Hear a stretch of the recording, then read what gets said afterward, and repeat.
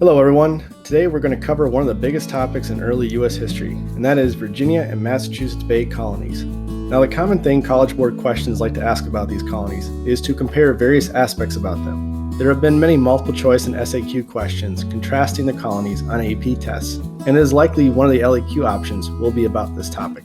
So let's analyze the colonies by comparing and contrasting them. First, I want to get this out of the way. Personally, sometimes I jump around when I am describing these colonies between a couple of different names. So let's take a quick look at the different references for these areas, starting with a big area and working our way down to the small. The northern colonies is really everything north and east of New York. This area is also called New England. Now the most populous colony and the hub of activity for New England is the Massachusetts Bay Colony, and the principal city is Boston. There are many smaller towns, also known as commonwealths, in New England, but the first and most widely known is where the Pilgrims first settled, which is Plymouth. Now skipping over the middle colonies and venturing further south, we have the southern colonies. The most populous colony in the south is Virginia. The major focal point of trade and commerce is the Chesapeake Bay area. The first permanent settlement was Jamestown. Okay, let's move on to context. So if you're just starting out in APUSH or any history course, you'll need to understand context or contextualization. I like to think of this as setting the scene, meaning what is going on in the larger world of the topic you are focusing on, in this case, Virginia and Massachusetts Bay colonies. And how does that topic fit within the larger world? One contextualization strategy is to set it up like the trailer for a big blockbuster movie. So it might go something like this.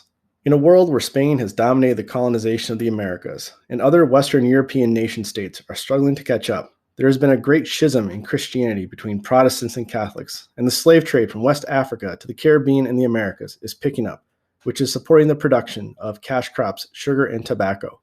Two small struggling English colonies on the coast of modern-day Virginia and Massachusetts are fighting for survival. One group came because of their strong beliefs in Puritan Christianity, and the other for possible riches, but both were influenced by the opportunity that the New World offered. Okay, so I hope you can see what I did there. I started out with the wider world and then narrowed down relevant themes and topics to what we were focusing on in this video. You'll need to do something similar in your DBQ and LEQ essays. For my students, I like it to be done in the intro paragraph. So you would write the context first and then immediately follow it up with a thesis to complete the intro paragraph. Okay, now let's get into the colonies. First, let's take a look at their origin stories, and we'll start with Virginia. A few decades prior, the British had attempted to establish a colony in the New World, but it failed. The colony was Roanoke, and there is a fascinating story and deep historical mystery about it, but that will have to be a special video for another time. Then we had the Virginia Company, which was a group of investors looking to fund an expedition for possible riches. On the actual journey, there were several leaders, but the most prominent and well-known historical figure was John Smith. These men were seeking riches like gold, silver, or anything else of tradable value. When they arrived in Virginia, they would find none of those riches, and instead they found death.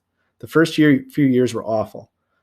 The Jamestown location was swampy and buggy, and the expedition had a hard time feeding itself. There was a local, powerful Native American confederacy led by Chief Powhatan. There were brief skirmishes between the English and the natives, and this is where the embellished tale of Pocahontas begins. Eventually, a short-lived peace is achieved, which greatly benefits the beleaguered settlers. Another John Rolfe, would introduce the cash crop tobacco to the colony, and side note, also marry Pocahontas. And the colony's fate was sealed in the cash crop. Also, important note, as demographic comparisons between the colonies is commonly asked about. The Virginia colony was mostly made up of young men, while the Massachusetts Bay colony will be made up of families of peoples of all ages. Okay, just to let you know, I'm color coding the slides. Red is for when I'm talking about the Virginia colony alone. Blue is for the Massachusetts Bay colony, and gray is for when I'm talking about both of them. All right, the origin story of the Massachusetts Bay colony. Several decades prior, the Protestant Reformation swept through England. Some felt the new Anglican Church that replaced the Catholic Church was not reformed enough. One of the groups were the Puritans. Puritans suffered periodic persecution in England, and a small group of them wished to completely cut ties with England and attempt to build a Christian utopia. These were the Pilgrims. After floundering around in the Netherlands, the Pilgrims eventually were able to gather a few investors and set sail for the New World on the Mayflower. The journey was rough, and they were blown off their course for Virginia and ended up settling farther north. Like in Virginia, the first year was difficult. 50% died. However, local Native Americans aided the Pilgrims and helped them farm the sandy region. In return, the Pilgrims allied with the natives to war with other tribes. 10 years later, Puritans, who had similar religious beliefs as the Pilgrims, but still wanted to remain with England, however, arrived in the New World with a colonial contract. They were a joint stock company like Virginia, however, not nearly the same level of profit motive. As mentioned before, this colony was made up of families, young and old. Side note, not all were Puritans. There were a sizable number of regular British settlers. Agreements were made, like the famous Mayflower Compact, to have good relations between Puritan and non-Puritan settlers. Okay, now on to geography. The northern colonies are in yellow on the map, with our area of focus, Massachusetts Bay, being right on the Atlantic seaboard. The principal city, Boston, had a good harbor, and there were good fisheries in the area. The winters are long and cold, while summers are generally wet and warm. Good soil for growing a variety of crops. The growing season is short, and the area is not conducive for large-scale cash crop farming. Most people are a subsistence farmer, with the ability to sell only small amounts of excess produce. The Virginia colony is in green on the map, and also on the Atlantic seaboard. Their harbor is okay, however the climate is much nicer than Massachusetts, as the winters are short and the summers are warm along the coast, and hot in the interior. The soil in the area varies in quality, with some parts being swampy, but many things can grow, and farmers focus on the cash crop tobacco. Moving on to relations with the local natives. In Virginia, we already discussed the Powhatan Confederacy and their origin. However, Chief Powhatan lost some control, and his brother was far more hostile to the English settlers. There were periods of trade and peace, and also warfare. In the 1620s, war with natives, debt, and disarray led to the Virginia Company Charter being revoked and changing to status of a royal colony with a king-appointed governor. This changed things and had a more clear organization. That brought peace agreements with native tribes and a clear demarcation of borders. The governor and planter elite supported the peace agreements. However, former indentured servants, along with other poor small land-owning freemen, hated it because it put limits on the availability of land. This will lead to Bacon's Rebellion, which I will get into later. Finally, a common question on AP tests is to compare Spanish, French, and British relations with Native Americans. Unlike the Spanish colonies, by and large, natives and English kept separate from each other. There was no great drive to convert the natives, and there were also few intermarriages. This was a little more relaxed in Virginia because of the lack of women, but societies overall did not coexist side by side, like in the Spanish colonies. In Massachusetts, right before the Pilgrims and Puritans came, disease had swept through the local tribes, severely reducing their numbers. There were early alliances with Native Americans to defeat other tribes, and both Native and Puritan villages were interspersed around each other. There was an uneasy truce between the groups, and the land and resources disagreements sprung up often. By the 1670s, these disagreements turned extremely violent and led to King Philip's, or Metacom's War. King Philip is what the Puritans called the main leader of the local tribes. This war was brutal, as atrocities were committed on both sides. However, the natives took the worst of it and lost. Okay, let's next take a look at local economies. In Virginia, tobacco becomes a huge focus, along with the headright system. Both of these lead to large plantations. The headright system was a way to reward people who brought over servants. So if you were able to pay your own way across the Atlantic, you got 50 acres of land. But if you were also able to pay for indentured servants to cross with you, then you received an additional 50 acres of land for every servant. So if you were wealthy in England, you were probably going to be wealthy in Virginia, as you could afford to bring over many servants. And in this era, in general, good quality farmland, and a lot of it, equals wealth. This led to a high level of inequality, as a small amount of planter elite were located around Jamestown and by the coast. Freedmen with small plots of land were further inland and close to the frontier. And there were landless vagrants. Many were former indentured servants. This high level of inequality is another reason for Bacon's Rebellion. Before going into the specifics of the Massachusetts economy, it is important to note that both Massachusetts and Virginia are under the British mercantilist economy. Some specific evidence for this are the Navigation Acts of 1660. What a mercantilist system means is nations restrict a colony's trade to that only with their mother country. So the settlers in Massachusetts Bay and Virginia cannot find the highest bidder for their goods on the open world market. They have to sell their products to only England. Tariffs and other means are used by European countries to try to have more exports than imports, and there is an overall goal to accumulate as much gold and silver as possible. Okay, back to the local economy of Massachusetts. The colony consisted mostly of subsistence farmers and fishermen. Their exports mainly consisted of dried fish, pelts, and timber. It is important to note that religion had a heavy influence on the local economy. There were rules based on the Puritan interpretation of the Bible that made exploitation in trade and usury illegal. There was some inequality in Massachusetts, but nowhere near the scale of Virginia. There were also indentured servants and slaves, but a small amount compared to Virginia and elsewhere in the New World. Now on to political matters. In Virginia, originally there were 7 leaders chosen by the company financing the venture. These 7 leaders, of which John Smith was one, would vote on issues. However, as the colony was floundering from starvation and war, it was taken over by the crown and turned into a royal colony. The governor was appointed by the king, while the House of Burgesses formed as the first European representative government in the Americas. It was dominated by the planter elite. Technically, all freedmen had votes, but still, the elite mostly maintained control until a guy named Nathaniel Bacon came around. The House of Burgesses could make laws. However, there was oversights by the governor, parliament, and king. Both Massachusetts and Virginia were under the British colonial system of having a charter with royal and parliamentary oversight. The commonwealths were organized differently from the Virginia colony.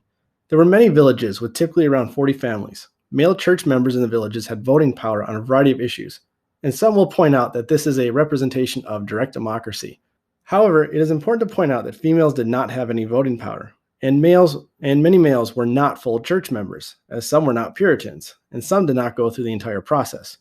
Later, second and third generations will establish a halfway covenant, as some of the children and grandchildren of Puritan settlers will not be as pious as their elders. Many of the laws were generally based on Puritan interpretations of the Bible, like mandatory church meetings. Sabbath day is taken very seriously. No music, no dancing, no card playing, or any games of chance. These are seen as products of evil. Later on, a round of hysteria will sweep through and result in the Salem witch trials, which the community tried and hanged many supposed witches. The hysteria eventually abated, and a few years after the General Court of Massachusetts considered the trials unlawful, restitution was paid to the heirs of the previously condemned. Okay, let's talk about the role of religion in the 2 colonies. We already covered Massachusetts a lot, but in Virginia, most people followed the mainstream Anglican Church of England. There was mandatory church attendance on Sunday, and while the average Virginian of the time period would seem more devout than the average American today, however, for this time period, there was more of a devotion to tobacco and profit than religion. Whereas in Massachusetts, it could not be more opposite. Puritan Calvinist beliefs were everything in life, in which they pervaded every part of society, including the economy and government. The religious fervor increased and decreased at various points. Second and third generation Puritans tended to be less pious than their pioneering parents and grandparents. A halfway covenant or church membership was created to keep the less pious generations still attached to the church. However, in the early 1700s, the First Great Awakening spread across colonial America. It was most prominent in the middle and northern colonies. New Light preachers traveled across the colonies speaking in towns and villages. Jonathan Edwards was one of these most well-known New Light preachers, who spoke out against the halfway covenant. This evangelizing led to an increase in full church membership and even new sects of Christianity like Baptists and Methodists. Now let's talk about the difference between servants and slaves. Indentured servants were people who, for a paid passage to the colonies, endured a 4 to 7 year period of servitude. They had very little rights as a servant, however, more than a slave. And they could be of any race, while slavery was based upon race, lasted for life, and typically their children were slaves as well. Although an owner could do what is called manumission, which was to release a slave after a certain point or release a slave's children, which did happen, but was somewhat rare. Slaves had no rights at all. In the late 1600s and early 1700s, chattel laws further defined the property aspect of slaves. There were both servants and slaves in Massachusetts and Virginia. However, it was far more prevalent in Virginia on large tobacco plantations. Servitude in Virginia will die out in the later 1600s because of Bacon's Rebellion, which I keep teasing, and I promise it is just around the corner. Moving on to important leaders. In Massachusetts, there is no leader more prominent and important than John Winthrop. He was born into a wealthy merchant family in England. He trained as a lawyer. He was a founder of Massachusetts Bay Colony and a longtime leader. Either before or during the journey to the New World, Winthrop composed the famous Primary Source, a model of Christian charity, in which he used the phrase, "City upon the hill," derived from the Bible's Sermon on the Mount, to characterize the colonists' endeavor as part of a special pact with God to create a holy community. By the time you're watching this, I should have already completed a video that takes a closer look at a model of Christian charity. It is an incredibly popular source for College Board questions. There are a few other prominent figures in Massachusetts, but we will save them for our look at subversive individuals. In Virginia, some of the prominent leaders include John Smith, John Rolfe, who we already discussed. Also, you can tell John is a super popular name in the era. The other prominent leader in Virginia was Governor Berkeley, who we are about to discuss as a central figure in Bacon's Rebellion. Okay, let's check out some individuals that did not toe the colony line. First, we'll look at Massachusetts and Anne Hutchinson. While literacy rates for both males and females were high in New England, as it was important to be able to read the Bible, typically men did the interpreting of scripture and preaching. However, Anne Hutchinson was particularly adept in this area as an eloquent and knowledgeable preacher. She developed a following, and this was a bit out of the ordinary for a female. Most importantly about her preaching was she came to a different conclusion about the agreement with God, or covenant. She preached the covenant of grace, which was emphasized a person's individual relationship with God, while others, most notably previously mentioned major Puritan leader John Winthrop, preached the covenant of works. The main difference between the two is covenant of grace teaches that men obtain salvation out of God's good grace, whereas the covenant of works is the belief that a person can earn salvation through good works. This might sound minor to a modern ear, but it was a huge deal in Puritan times. Hutchinson would be put on trial for preaching heresy, and she defended herself well, but in the end she was banished from Puritan communities. And later on, she was caught in the crossfire of a war between New Netherland and local Native American tribes, and she was killed. Then there was Roger Williams, who had the audacity to preach tolerance of natives and other Christian beliefs that were not Puritan. Williams developed a significant following, but other more conservative factions of Puritans disagreed with him. Eventually, Williams and his followers left to found Providence in the new colony of Rhode Island. Okay, finally we get to Bacon's Rebellion in Virginia. I know I've been teasing this for the whole video. Nathaniel Bacon, the main figure of the rebellion against the planter elite, actually came from an elite aristocratic background. However, he was looked down upon by fellow planter elites and Governor Berkeley, who did not care for his brashness. Bacon was able to tap into the small-scale farmers and landless freemen frustrations. They hated the peace treaties with natives, which did not allow for expansion, thus limiting the availability of land. And they hated the perceived corrupt politics of the House of Burgesses, planter elite, and Governor Berkeley. Their main gripes were unfair taxes, failure to protect the frontier, and appointment of friends to key government positions. At first, Bacon tried the political route as he and allies won seats in the House of Burgesses. Before they could make any real changes, Governor Berkeley threw out the election. This ignited a war as Bacon and followers struck out against nearby native tribes and Jamestown. The rebels scored some early victories against the natives and then marched on Jamestown and burned it to the ground. However, the leader that held the rebellion together, Nathaniel Bacon, died of fever, and the rebellion fell apart. British authorities were able to wrestle back control, and some of Bacon's followers were imprisoned and executed. However, many were also pardoned. Governor Berkeley would lose his job and was recalled back to England, which helped to placate Bacon's followers. However, the rebellion had an unintended and monumental effect. The planter elite made a decision to switch from indentured servants to chattel slavery. Now, there was slavery before Bacon's rebellion, but that was mixed in with indentured servants. Servants, though, would eventually be freed, and many made up the landless poor, who were a constant problem for the planter elite. But switching fully to slavery would limit the amount of poor former indentured servants. Okay, so to wrap up, you might be thinking, those colonies were very different, but were there any similarities? This might be a serious ponder, especially if you have an essay to do on the topic. Well, in a general sense, yes, there were similarities. Both Massachusetts and Virginia were British colonies, with mostly British settlers, and English-speaking. Both had a complicated relationship with local Native American tribes. Sometimes allies and trade partners, and sometimes vicious wars. While the focus of their economies was different, they both were still under the British mercantilist system. And finally, both had a degree of autonomy and self-government, albeit with British oversight. Okay, that does it for comparing and contrasting Virginia and Massachusetts Bay. Like the video and subscribe to the channel for more APUSH simplified videos.